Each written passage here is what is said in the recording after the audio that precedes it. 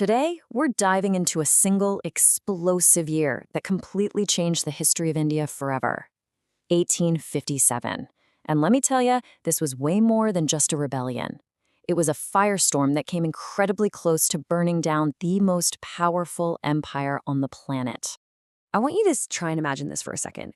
You're a British officer in 1857. You feel invincible, right? You're part of a global superpower. Then, almost overnight, it all just starts to crumble. I mean, this quote from a British officer at the time, it just says it all.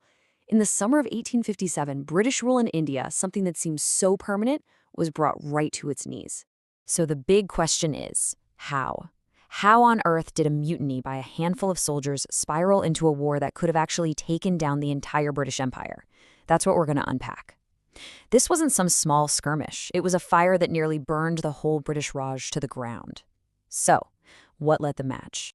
Well, our story kicks off not in a palace or a parliament, but with a sudden, violent explosion in a military town. Okay, so it's the afternoon of May 10th, 1857. The city of Meerut, you can just feel the tension in the air. And then, it happens.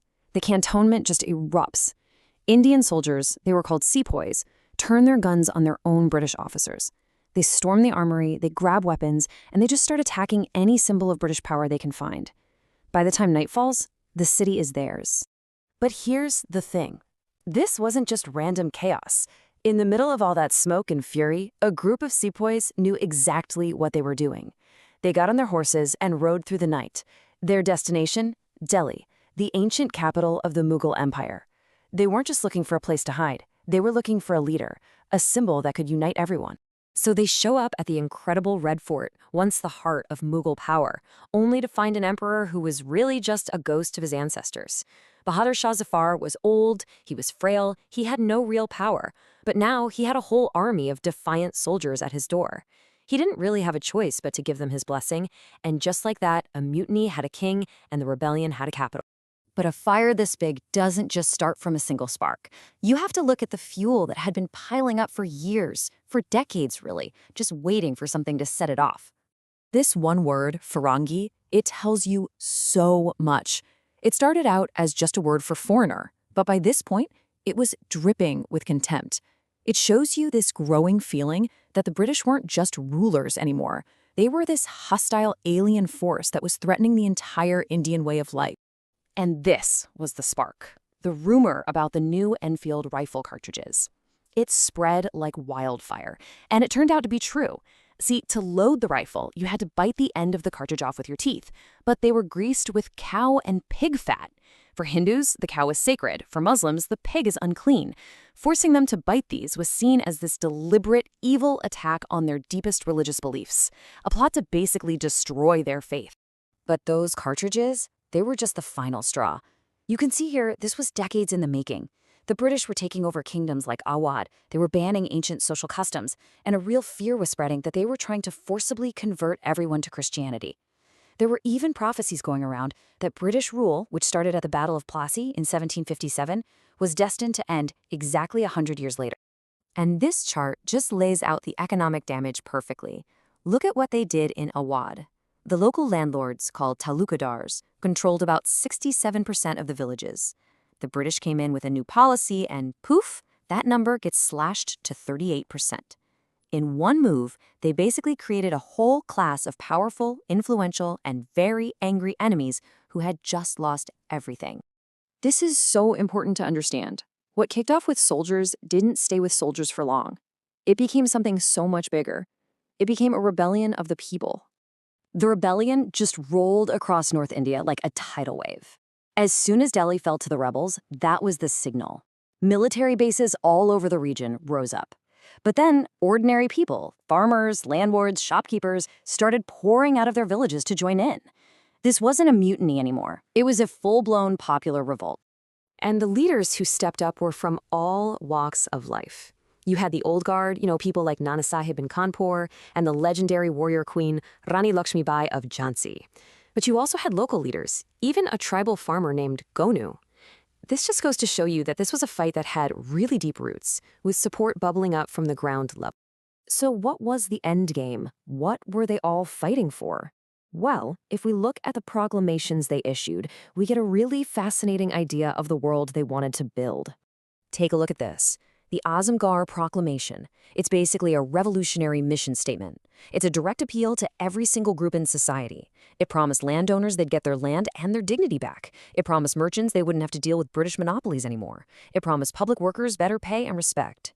It's his powerful call for unity, a vision to throw out the foreigners and bring back a world that made sense to them. So it's pretty clear, right? The rebels weren't just angry about one or two things. They were fighting to completely tear down what they called the Ferengi Raj, this foreign system that they felt had just walked all over their religion, their jobs, their traditions, their honor. But an empire like Britain's wasn't going to go down without a fight. And when it struck back, its response was absolutely terrifying in its scale and its cold-blooded brutality. The British moved fast, and not just with soldiers, but with laws. They basically created a legal machine for revenge. They threw out normal court procedures, put all of North India under martial law, and get this, they gave any British person the power to punish suspected rebels. The message couldn't have been clearer. If you rebel, you die. No trials, just payback. This image, it's just haunting. This is Secunderabad in Lucknow, and it shows you what that payback looked like. After a huge battle here, the British didn't just kill the 2,000 or so rebels inside. They left their bones to rot out in the open. This was pure psychological warfare, a horrifying, silent warning to anyone even thinking about fighting back. Even the executions were turned into a horrifying show. Rebels would be tied to the mouth of a cannon and literally blown to pieces in front of crowds. This wasn't just punishment, it was a performance, a terrifying spectacle designed to crush people's spirits and burn the consequences of rebellion into their memory forever. The fighting on the ground eventually stopped, but a different kind of war began right away. A war over the story itself. A battle of images and memories that still shapes how we see 1857 today.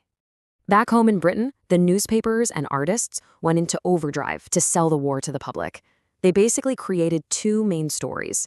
In one, you have heroic British soldiers saving innocent women and children. In the other, like this cartoon of the British lion, you see their vengeance as this totally justified response to a savage, inhuman enemy. These images made the brutality seem necessary and reinforced the whole idea of empire. But in India, a completely different story was being written. The leaders of the revolt weren't seen as villains at all. They became the first martyrs, the first freedom fighters. People like the Rani of Jhansi were celebrated in poems and songs, turned into these incredible heroes who stood up to a tyrant. They became the inspiration for the generations that would eventually win India's independence. And that really leaves us with this final, massive question. The events of 1857 were this brutal, messy, complicated collision of worlds. So when we look back, through all the smoke and all the propaganda from both sides, how do we figure out what really happened? Who was a rebel? And who was a hero? The answer, it seems, really depends on which side of the story you're telling.